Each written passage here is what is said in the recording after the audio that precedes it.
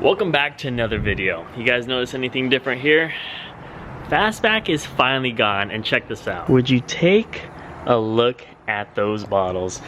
We got a lot in today's video. Let's start off with the Fastback, and then we'll get to installing more of these Nitrous bottles, because I know you guys want to see a Nitrous C7 Corvette with a cam. Let's roll the clips. This Coyote Swap 68 Mustang project has not moved from this garage spot in 15 full months. From the day I yanked the engine out to the day I did the first startup, it's been living on these quick jacks while I put my blood, sweat, and tears into building my dream car. Today, that's all going to change. We are finally getting the last pieces to the puzzle in order to take this car out on its first drive. You're definitely going to want to subscribe if you haven't already, and put those post notifications on, because when you see my video for the first drive in my Coyote Swap Classic Mustang, trust me, you're gonna want to watch those videos when they go live. But how are we going to cross that finish line? Well, let me explain. If you've been following my build series on the channel, you have seen every step it took to swap a Coyote into this Fastback. If you haven't seen it or missed a couple episodes, make sure to visit my channel to see the rest. Last video, we were working on the clutch after converting it from an automatic to a manual. The only thing stopping me from taking this thing out on the road was brakes. Yes, the brakes are installed. However,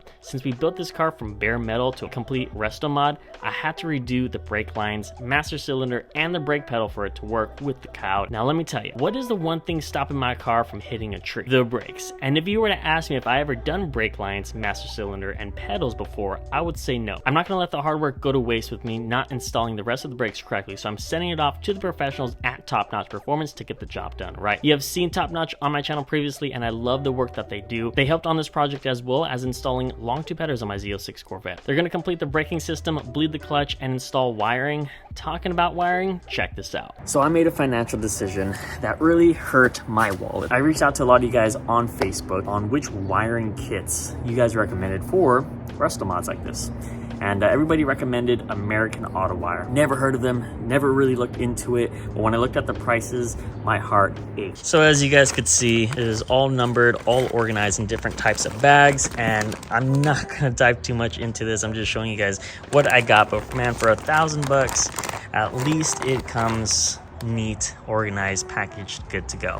So that's what I got from American Auto Wire. If you are building a Coyote Swap Classic Mustang, you're probably going to have to do this as well. So wiring is one of the things that Top Notch will be doing while the car is over there.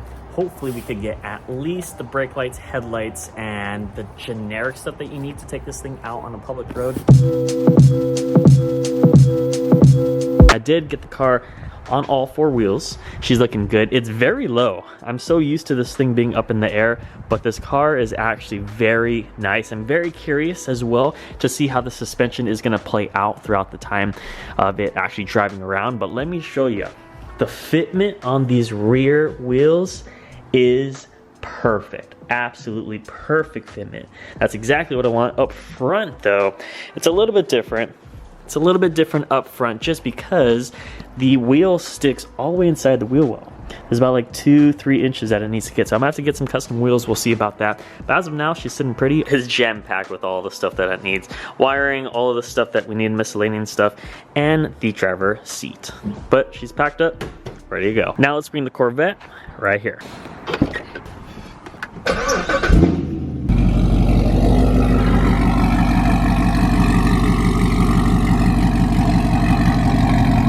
This thing needs to get cammed so bad. The plan is, once when I finish Fastback with Top Notch Performance, I'm gonna take the C7 Corvette and have them do the BTR camshaft install. So that's the overall goal. I'm prioritizing the Fastback over the Corvette for now, just because the Fastback is my #1 priority out of all my cars. I need that thing up and running. It's been way too long, but that's the plan here. We are going to finish the Fastback, at least get it driving out on the road. After that, we're gonna be doing the cam install, and then we'll mess around with the Nitrous. You know that deal spiel already. So we're doing that piece by piece. We're adding another piece today from Jegs Performance, but that's the plan, boys. We're gonna finish the Fastback, we're gonna take the Corvette in for cam, and then while we do all that, we are gonna finish the Nitrous. So without further ado, let's go ahead and open up the box from Jegs Performance and do another piece to the puzzle to finish up this Nitrous install. And I think we're about halfway through the nitrous install with this video. So without further ado, let's get right to it. And just like that, welcome back to another episode of building my Nitrous C7 Corvette piece by piece. I got a lot of comments in my other video saying that you guys already want this done. I know you guys like to see the end result. Sometimes it's the journey to the end resolution that's just more satisfying than the actual resolution, and that's actually building it. So this is not going to be a full one video where I install it and then I start ripping it. There's a lot more to Nitrous than that. So in this case here, we are building it another step here. So let's get right to it. And as always, Jegs is the sponsor here for the Nitrous kit on the C7 Corvette. Huge shout out to Jegs for hooking it up with this full entire Nitrous system, because they wanted to see this thing on a bottle and they are providing it. So they sent out another care package here. We're going to open it, review it, see what they sent out, and then we're going to install everything in this box to complete this kit. Let's go over to see what Jegs sent out for the Corvette. 2 bottle adapters. Whenever you go about getting Nitrous bottles, it comes with no adapter, so I ended up getting the AN6 Nitrous bottle adapters, 2 of them, of course. So this is what the AN6 bottle adapter looks like with it put together. Pretty simple design. You have the 1-inch adapter right here, and then it leads into the AN6 fitting here, and this is essentially where you put in that gauge from Jegs Performance, so you know how much PSI you're pushing. And how are we gonna know the Nitrous bottle pressure without a gauge? Well, we got the gauge right here. We got 2 of them from Jegs. Here it is in more details. We got up to 1500 PSI. We're gonna go over the optimal PSI that we need when running Nitrous when we actually get into it, but this is essentially what we have from Jegs, which is going to connect to the top portion of this adapter that we got. And since we're in discussion of the gauge and the adapter, let's go ahead and put them together. So we have these 2 pieces installed. Of course, I'm going to put some Teflon tape inside when we actually go about the install, but for now, let's just go ahead and get this on. So it's on pretty snug. Now let's go to the bottles and actually connect them to angle it where it needs to be.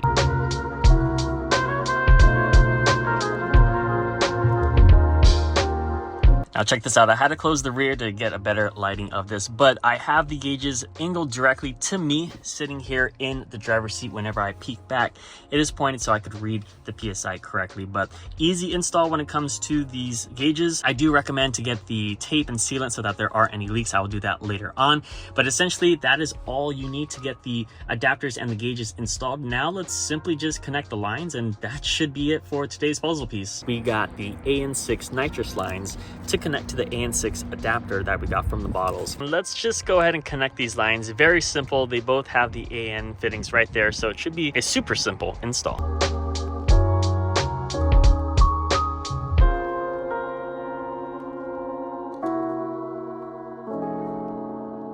And would you check that out? Look how aesthetically pleasing this is. It's a little bit on later on in the day. I had to do some stuff, but check that out. Walking up to the rear of the Corvette with the trunk open is so menacing, and I love it. I like how it goes like this. I know that Nitrous bottles do not supposed to go like that, especially these. They have to be flipped over, so they are upside down for the time being, but when I do end up using them, I will put them in its correct position. Plus, I have to connect them too with a T so that we single line exit somewhere else. But so far, this thing is looking really good. Happy with the result, and I think we're getting very close to actually getting this into the engine bay where it needs to be. And the last piece to the puzzle that we're doing here for the day, and is also probably one of the most important things to have with your Nitrous kit system, is a Nitrous bottle warmer that wraps around these Nitrous bottles to heat it up in order to push out the correct PSI for the most performance. So let's go ahead and unpackage this and see how we're going to get this installed.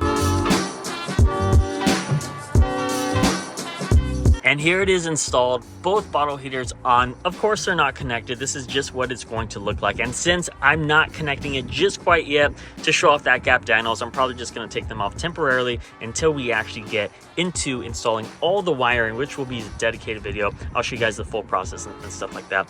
So the Jegs bottle heaters, very, very important to have, so you don't have to take out a full torch and just light up your bottles and do it that way. So for the meantime, I am gonna take them off and just rock the gap dynos because I love this wrap, and I know you guys do too. I have some questions to ask you guys here, especially if you're running Nitrous on a C7 Corvette. I don't know too much about this full setup. I am gonna probably reach out to a lot of other people, but I do value your feedback if you have the knowledge. I do plan on putting these two lines together within the cabin, exiting them out of the interior into the actual engine bay. How do I do that? is it possible to do it without drilling holes? Please let me know. Leave the comments down below. But yeah, check that out. Aesthetically, I like this setup. I know that some people put them directly towards the ground. You could do that as well. Many different ways to have these lines coming out and about of these nitrous bottles, but the adapters fit perfectly, the gauges fit perfectly, and the lines come out perfectly as well. This setup is pretty badass. Something that you see in a movie, we actually put here in real life. Successful install here for the day.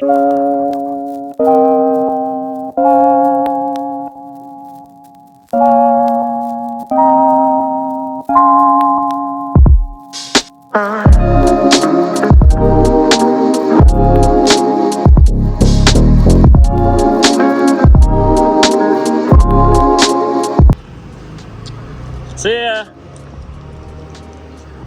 Just like that, she is gone just for now. Hopefully we get a speedy recovery, but next time I see her, we should be able to drive her, and I'm very excited for getting to this.